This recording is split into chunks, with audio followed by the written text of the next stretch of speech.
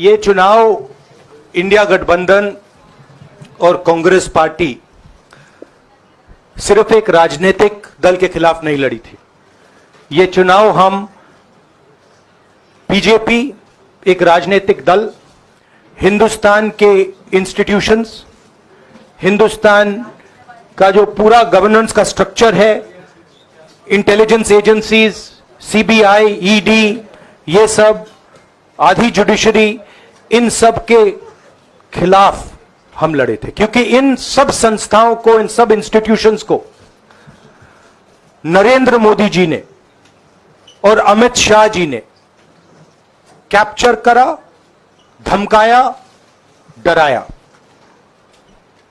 Press की तो मैं बात करता रहता हूं, आपको मतलब काफी बार कहा है कि आपका भी रोल रहना चाहिए, और उस रोल को काफी लोगों ने किया, काफी लोगों ने खुल के किया, काफी लोगों ने छुप के किया,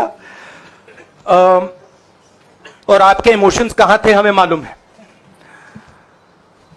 लड़ाई संविधान को बचाने की थी, कॉन्स्टिट्यूशन को बचाने की थी।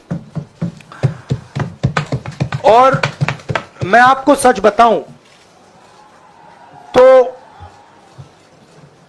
मेरे माइंड में था पहले से, जब इन्होंने हमारा बैंक अकाउंट कैंसिल किया, जब चीफ मिनिस्टर्स को जेल में डाला, पार्टियां तोड़ी, मेरे माइंड में था कि हिंदुस्तान की जनता अपने संविधान के लिए एक साथ खड़ी होकर लड़ जाएगी। और यह सच साबित हुआ।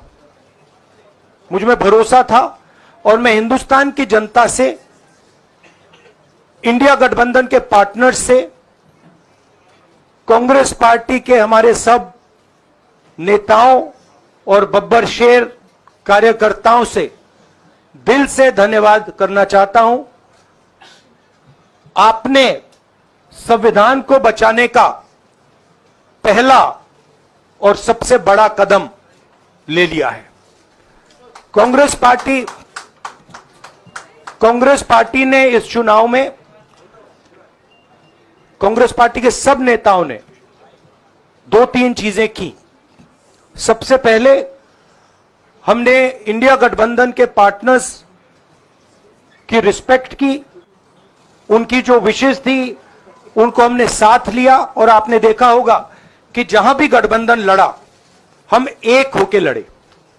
दूसरी बात, कांग्रेस पार्टी ने क्लैरिटी से हिंदुस्तान को एक नया विजन दे दिया है, pro poor vision, pro production vision Hindustan को इंडिया गठबंधन ने साफ दे दिया है।